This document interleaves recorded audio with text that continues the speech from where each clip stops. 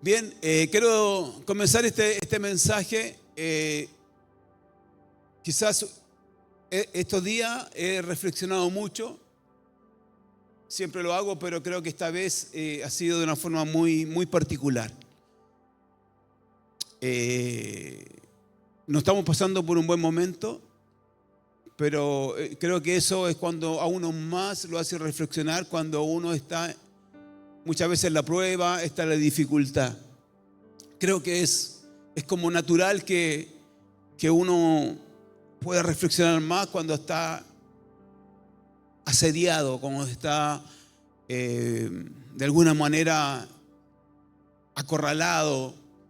Creo que uno es donde más debemos de buscar al Señor. Y sin duda que es así. ¿Y sabes por qué? Porque Dios nos lleva a los límites. Dios nos lleva a los límites para poder pensar y creer que Él es el Dios, que Él va a actuar y va a hacer las cosas no como uno quiera, sino que va a hacer las cosas como Él quiera. Es por eso que su palabra dice que su voluntad es buena, es agradable y es perfecta. Entonces todo lo que provenga de Él va a ser bueno. A veces nos cuesta, pero es una gran verdad que dice la Escritura. Y por eso te digo que yo he reflexionado mucho en esto.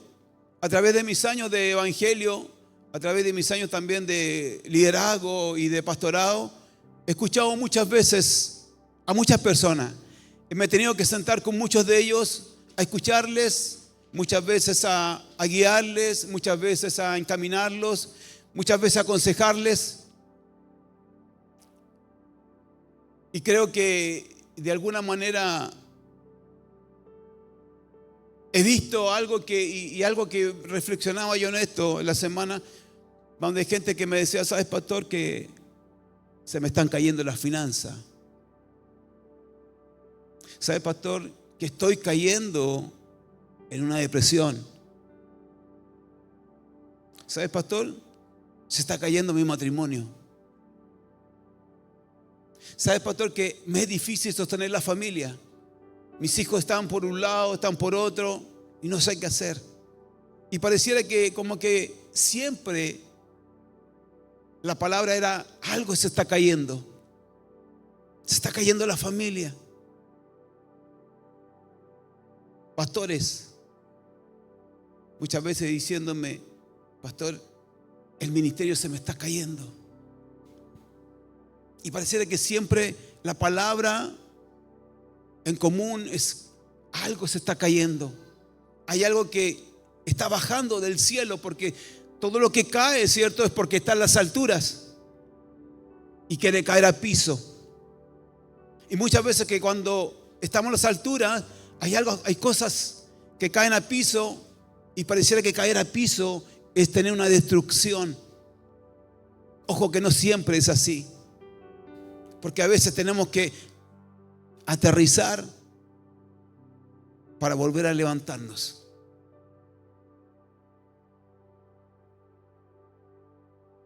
Ningún avión que pase por un aeropuerto queda en la losa. Siempre hay un momento para volver a despegar y volver a estar en las alturas.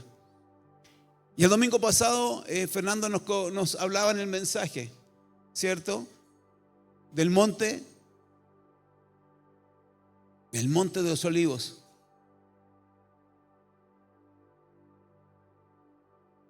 En los montes de los Olivos, ahí donde se generaban todo, ¿cierto? Él habló de 3 aspectos importantes. Y pareciera que cuando estamos en las alturas tenemos la solución, y no abajo en la tierra. Y de esto me llevó un poco a poder pensar en las alturas y lo que está en el piso, lo que está en el suelo. ¿Y sabes qué? Pude entender y pude saber. ¿Cuántos andaban aquí? Bueno, yo creo a lo mejor muchos, o no tantos. Ojalá sean todos alguna vez, tengan la experiencia. Alguien que ha volado, que ha andado en avión, ¿cierto? Mucha gente que ha andado en avión. Y los que no han andado, yo los invito a que en algún momento hagan esa experiencia. La verdad que cuando uno se sube a un avión, y yo con las primeras veces que me subí a un avión, mi primer pensamiento era decir: Señor, ayúdame. Y bien tomado de los brazos del asiento: Señor, ayúdame. Y cuando el avión va despegando, parece que comienza a moverse y a hacer como una pequeña turbulencia, y como que vais subiendo un ascensor, se te sube todo para arriba y después baja. Y se te empiezan a tapar los oídos. No es una buena sensación, sobre todo para aquel que lo hace por primera vez o por segunda vez. Entonces ya en el tiempo, cuando yo tuve muchas horas de vuelo, viajaba mucho por mi trabajo, viajaba mucho, casi todos los meses era andar de viaje en viaje. Y ya la experiencia, comencé a tener una observación en el mismo avión, y yo me percataba de las azafatas. No por la azafata, por supuesto, sino que la actitud de la azafata. No piensen mal. Y ¿sabes qué? Cuando yo me subía, yo decía: ellas pasan constantemente volando, constantemente en avión, y tienen mucha experiencia, más que las que puedo tener yo. ¿Y sabes qué? Cuando yo me sentaba en el avión y lo primero que hacía era mirar, cuando el avión iba despegando, yo miraba a la azafata. Y yo las miraba que estaban sentadas en sus puestos, y ellas siempre estaban de a dos, y ellas conversaban y se reían. Y yo decía: está todo bien, no pasa nada.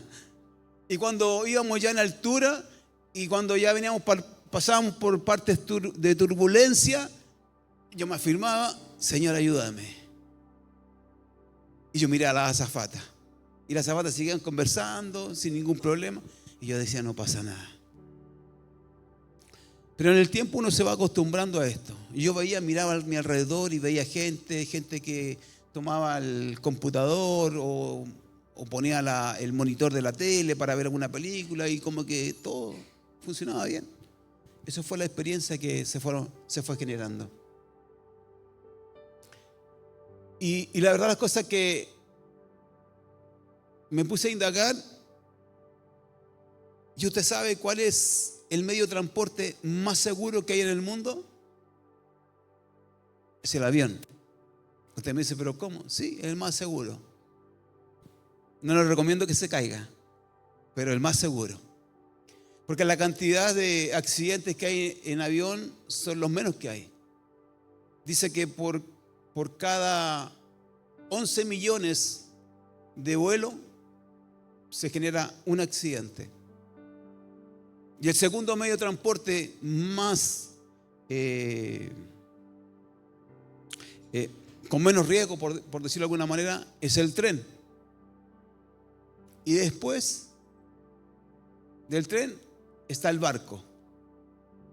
Si no, pregúntenle a DiCaprio. Son los tres medios de transporte. Después ya está el terrestre, que es bus, auto. Y ese es el más complejo y el que más problemas tiene de accidente. Pero mira, es el medio de transporte más seguro, pero es el más letal. Es más letal. Aquí no hay, prácticamente tiene que haber un milagro de Dios que un avión caiga y alguien se salve. ¿Ha pasado? Sí, ha pasado muchas veces, pero letal es que todos puedan fallecer. Y por lo general dicen que los problemas de los aviones no han sido problemas de la torre de control. Dice que son problemas humanos, son problemas de los pilotos. Y la verdad, la cosa es que, ¿por qué te llevo un poco a esto? Porque nosotros tenemos que entender una cosa, que estando a las alturas estamos seguros. pero no vaya a ser que se te rompa un motor o que haya una negligencia humana para que pueda provocarse un accidente de tal magnitud. Ahora nosotros pensamos y decimos, ¿por qué muchas veces estoy en las alturas, estoy en lo más,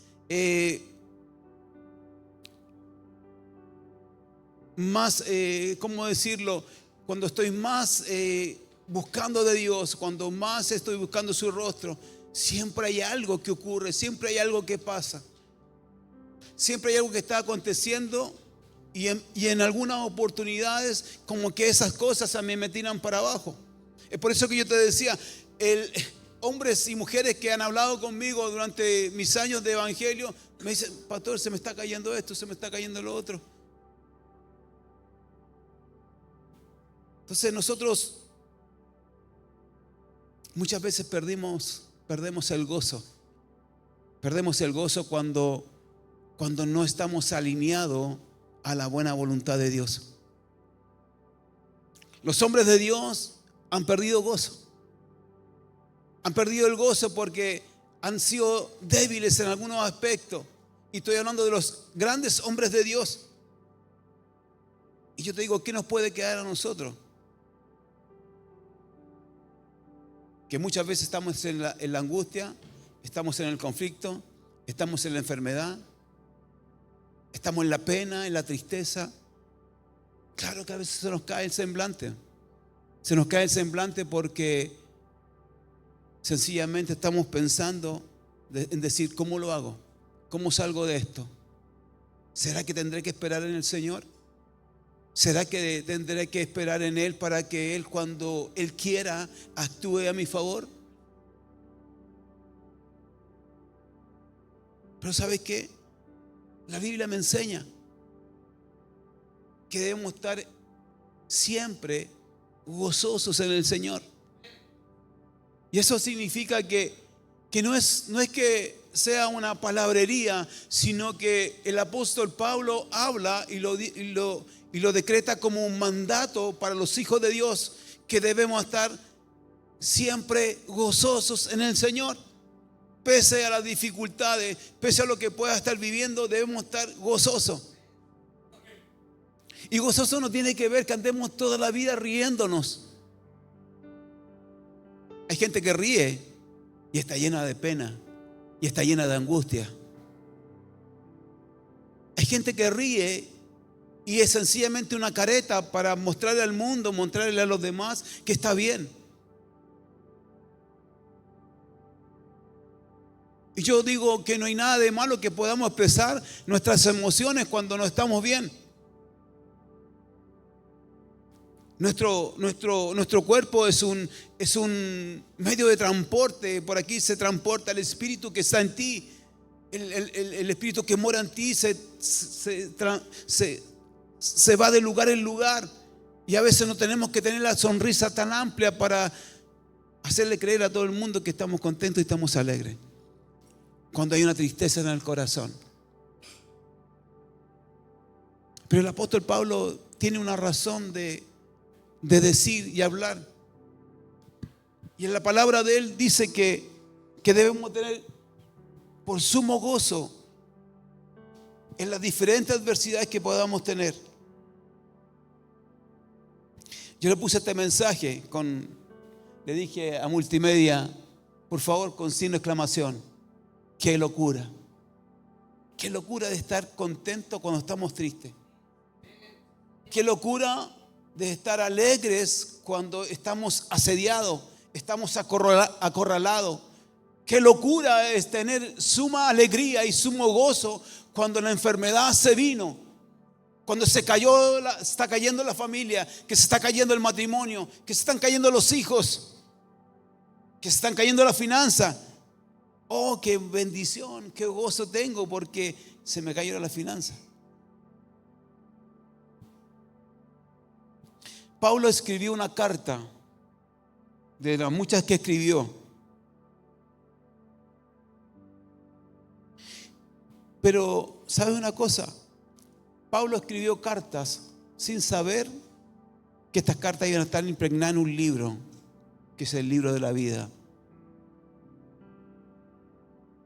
Y también iban a estar impregnadas en la Escritura, en el libro de la Biblia. Y él habla, y él manda una carta a la iglesia que estaba en Filipo. Él estaba en Roma y manda una carta a la iglesia que está en Filipo. Y dice así la palabra del Señor en Filipenses 4, del 1 al 7, dice: así que, hermanos míos, amados y deseados, gozo y corona mía, estad así firmes en el Señor, amados. Acá hay algo que hay que analizar. Ruego, dice el apóstol Pablo en la carta, ruego a Evodia y a Síntique que sean de un mismo sentir en el Señor. Lo que está diciendo el apóstol Pablo, está rogando a Evodia y a Síntique que dejen de pelear, que dejen de tener diferencias. Dice que sean de un mismo sentir en el Señor. Asimismo te ruego también a ti, compañero fiel, que ayudes a estas que combatieron juntamente conmigo el Evangelio, con Clemente también, y los demás colaboradores míos, cuyos nombres están en el libro de la vida. Regocijaos en el Señor siempre. Otra vez digo, regocijaos. Vuestra gentileza sea conocida en todos los hombres. El Señor está cerca. Por nada estéis afanosos, si no sean conocidas vuestras peticiones delante de Dios en toda oración y ruego, con acción de gracia. Y la paz de Dios, que sobrepasa todo entendimiento, guardará vuestros corazones y vuestros pensamientos en Cristo Jesús.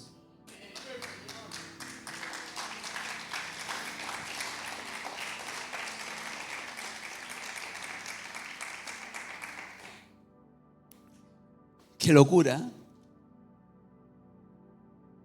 Qué locura. ¿Sabes lo que está diciendo el apóstol Pablo? Estén contentos, estén tranquilos, tengan paz, tengan serenidad. Lo único que les pido es que la iglesia esté unida. Lo único que estoy pidiendo es que la iglesia, que estas dos mujeres puedan estar en un mismo sentir en el Señor. Que agradezcan que ellas estuvieron conmigo haciendo de la palabra del Señor, donde el apóstol dice que deben estar, la iglesia de Filipo debiera estar regocijados, gozosos en el Señor. Y uno tiene que entender algo, que una cosa es la alegría, una cosa es el gozo. Son dos cosas muy diferentes. La alegría es cuando hay algo que es provocado, algo espontáneo, que genera una risa. Pero el gozo es algo que permanece aún no estando riendo. Es más, estando triste, tú puedes estar gozoso. Cayendo lágrimas de tus ojos, tú puedes estar gozoso. Teniendo dificultades, el apóstol también habla acá en esta carta, dice que cuando él sabe vivir en escasez y sabe vivir en abundancia, pero que a él no le complica porque siempre su alma está gozosa. Y esto es una locura. Es una locura del apóstol Pablo, porque el apóstol Pablo cuando estaba escribiendo esta carta no estaba sentado en el living de su casa. El apóstol Pablo estaba encarcelado, estaba preso en Roma y había sido golpeado y había sido humillado. Pero a él no le importó. Él le escribió a sus amados, a la iglesia, le dice: por mucho gozo.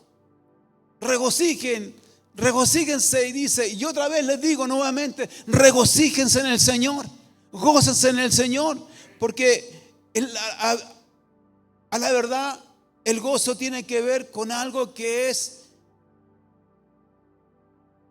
netamente del Señor. Y los que son hijos de Dios y entienden, por las situaciones que podamos vivir, por las situaciones que podamos pasar, aún así, en esas circunstancias, debemos de tener mucho gozo. Y pareciera que aquel que no lo entiende es una locura. Es una locura estar gozoso cuando estamos pasando por afrenta, por dificultades. Y debemos estar con sumo gozo.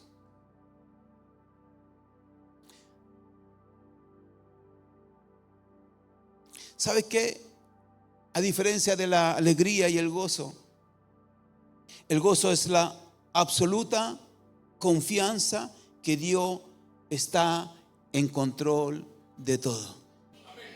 Eso es estar gozoso. Cuando yo estoy gozoso es porque sé que el Señor está en absoluta confianza que Él tiene el control de todo. Por eso yo te decía, los aviones se caen por fallas humanas. Y la torre de control siempre está permanentemente ordenando, visualizando, viendo el momento de aterrizar, el momento de despegar. Y pareciera que la torre de control que tenemos más allá del sol, esa torre de control siempre está, como la palabra lo dice, con el control sobre nuestra vida. Y no importando muchas veces lo que pase, no importando muchas veces lo que pueda estar aconteciendo a tu alrededor, que puede ser tristeza, que puede ser algo que esté afectando a tu familia, que esté afectando a tus padres, que esté afectando a tu matrimonio. ¿Sabes qué? Dice la palabra que debemos tener mucho gozo,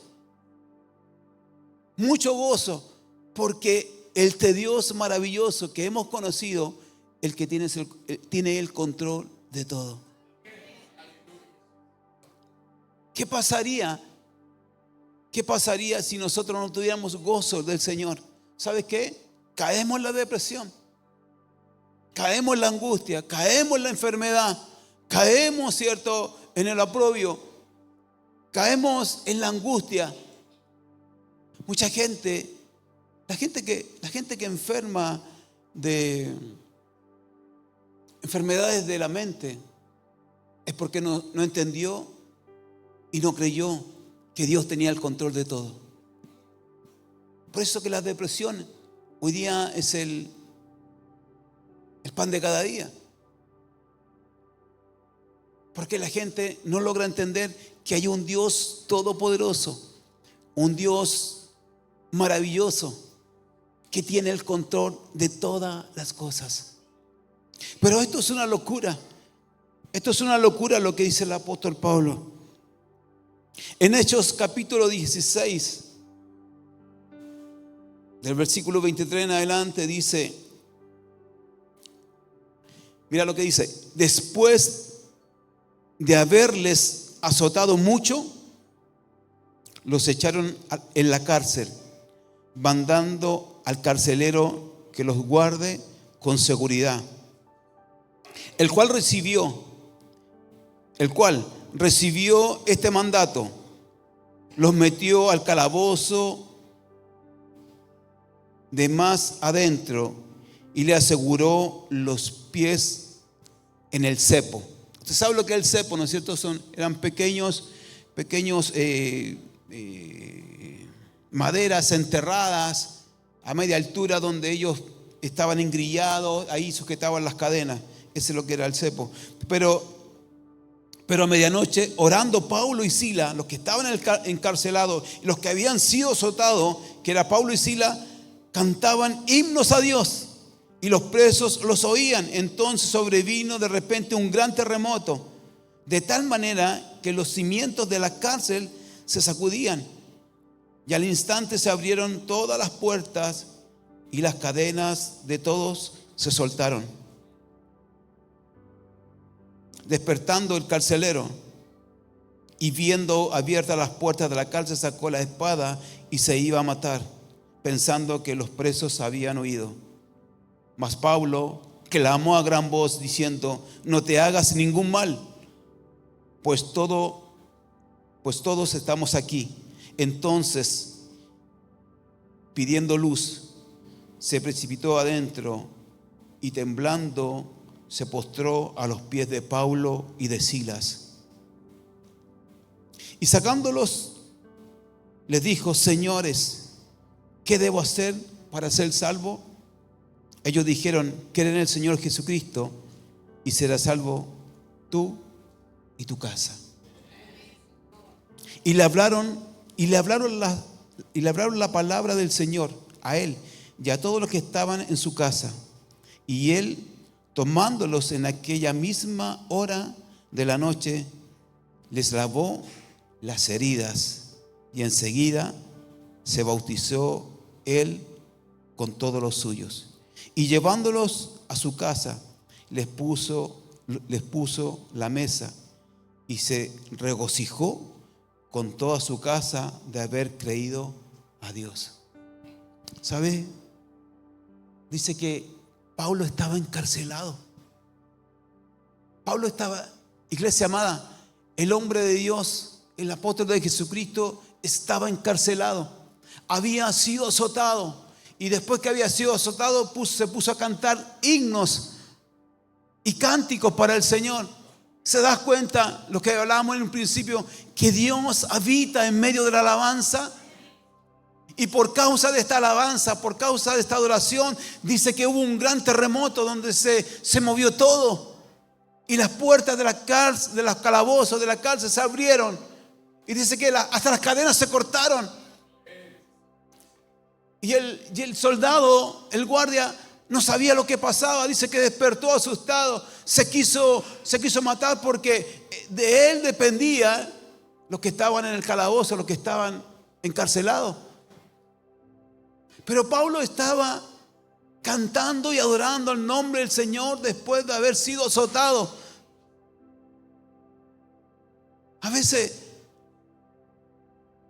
nosotros ni siquiera hemos sido azotados y muchas veces reclamamos al Señor y no somos capaces de cantar cántico al Señor ni dirigir nuestra mirada hacia Él, donde Él puede salvarnos, donde Él puede hacer cosas y maravillas con nosotros, donde el Señor puede hacer milagros y prodigios sobre nuestra casa, sobre nuestra vida, donde el Señor puede hacer prodigios en nuestro matrimonio, donde puede hacer cosas extraordinarias sobre nuestros hogares, sobre nuestra casa. A veces le perdimos el sentido a las alturas. Hay gente que como que cuando está a las alturas como que se marea y le es difícil poder permanecer en las alturas y más prefieren estar en la tierra, estar abajo, pareciendo y creyendo que ahí están más seguros. Nuestra seguridad no está en la tierra, nuestra seguridad está en las alturas. Nuestra seguridad está en las alturas.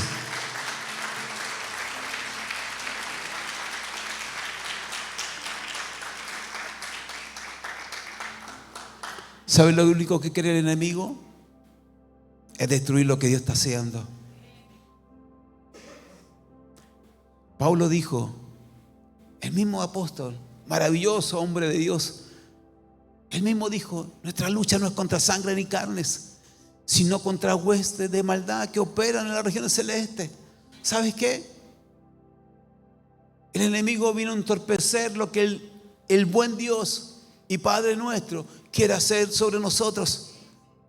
Y pareciera que le damos más autoridad al enemigo que a nuestro propio Dios.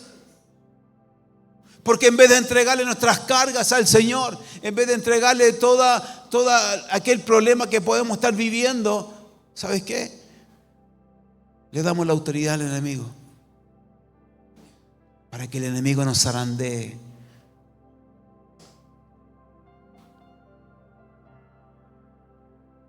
Un buen soldado sabe a quién obedecer. Y los que estamos en Cristo sabemos que tenemos que obedecerle a la palabra del Señor. Gozaos y alegraos. Gozaos y alegraos, decía, y regocíjense. Y otra vez dice el apóstol Pablo, regocíjense otra vez. ¿Saben lo que está diciendo? No le compren al enemigo. No le compren al enemigo. Sino que busquen de mi presencia. Busquen de mí en los tiempos más difíciles. ¿Sabes qué? Es difícil cortar. Y a veces, pareciera que a veces es más fácil cortar. Dice, ¿sabe qué? No hay más, se acabó.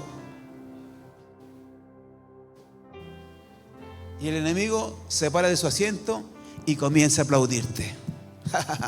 Eso es lo que yo quería, que esto se acabara. Porque acabándose esto, no hay propósito. Y yo estoy contra el propósito de Dios. Pero aquellos que entendemos que tenemos algo de locura en nuestra mente, algo de locura en nuestros corazones, podemos entender que la locura está en la prueba. La locura está en la prueba. La locura es cuando sentimos que estamos en la prueba y somos capaces de levantarnos y doblegar al enemigo, sabiendo que nuestra lucha contra él somos victoriosos. Que nuestra lucha en él somos más que victoriosos.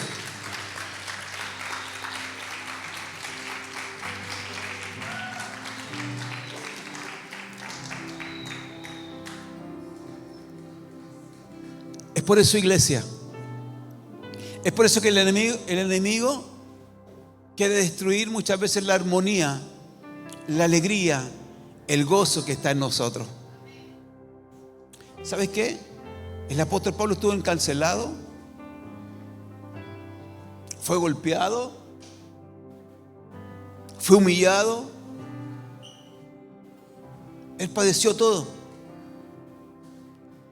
pero nunca se doblegó a lo que pudo estar viviendo. Nunca se doblegó, sino lo que él pensó, actuó. Y él pensó que todo lo que no era de Dios, aquellas cosas que no eran de Dios, eran cosas del enemigo. Y lo único que él hizo es levantarse en la necesidad, en el problema, en la angustia, en la escasez. Se levantó solamente para glorificar el nombre del Señor. Y tú y yo, pese a la angustia, pese a la dificultad, pese a la enfermedad, pese a todo lo que podamos estar viviendo, te tienes que levantar para glorificar el nombre del Señor.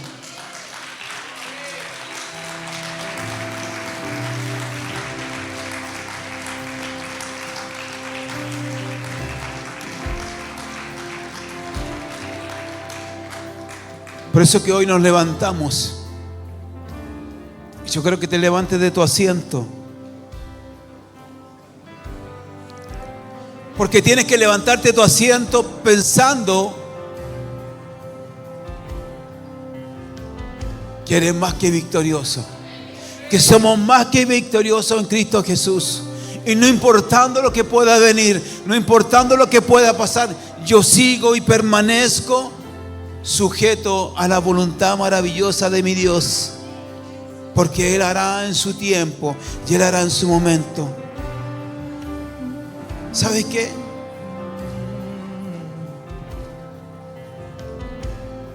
En el Salmo 133 dice: cuán hermoso y cuán glorioso es habitar junto a los hermanos en armonía.